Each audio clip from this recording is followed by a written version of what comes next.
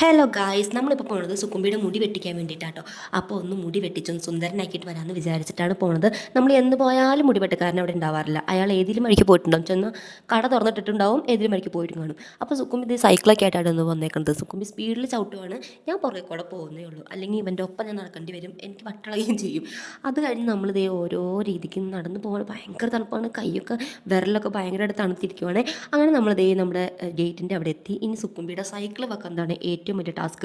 ഇനി അവിടെ സൈക്കിൾ വെക്കാൻ സ്ഥലമുണ്ടോ എന്ന് നമ്മൾ ആദ്യം നോക്കണം. കാരണം പിള്ളേർ ട്യൂഷൻ പോകുന്ന പിള്ളേർ, പുറത്ത് പോകുന്ന പിള്ളേരൊക്കെ സൈക്കിളിൽ വെച്ചിട്ടാണ് പോകാറ്. അപ്പോൾ സുക്കുമ്പി ഇതേ സൈക്കിൾ ഭദ്രമായിട്ട് വെക്കാണ്. കാരണം ഇന്ന് ഒരു സൈഡിൽ വച്ചില്ലെങ്കിൽ ഇതിൻ്റെ ഇടയ്ക്ക് വേറെ വല്ല സൈക്കിളുകൊണ്ട് കൊണ്ട് വെച്ച് കഴിഞ്ഞാൽ പിന്നെ നമുക്ക് നമ്മുടെ സൈക്കിൾ എടുക്കാൻ പാടാവും.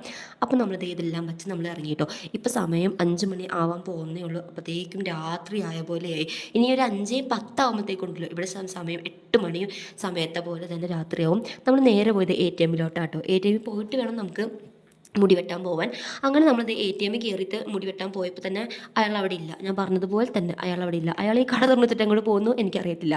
അപ്പം നമ്മൾ നേരെ മുട്ടയുടെ കടയിൽ പോയി കുറച്ച് സാധനങ്ങൾ വാങ്ങിച്ചു. ദേ കുറേ ഐറ്റംസൊക്കെയാണ്. മറ്റേ ഇറാനി ചായയും മസ്കാറിൻ്റെ ആ ഒരു ബണ്ണില്ലേ, എനിക്കറിയില്ല പേര്, ആ ഒരു സംഭവത്തിൻ്റെ ബണ്ണ് കിട്ടിയിട്ടോ, നല്ല ടേസ്റ്റ് ഉണ്ടായിരുന്നു. അങ്ങനെ നമ്മൾ അതൊക്കെ വാങ്ങിച്ചിട്ട് നേരെ ക്വാർട്ടേഴ്സിലോട്ട് വരുവാണ്. അന്നത്തെ വീട്ടിലുള്ളൂ. ഒരു വീട് കാണാം. ബൈ.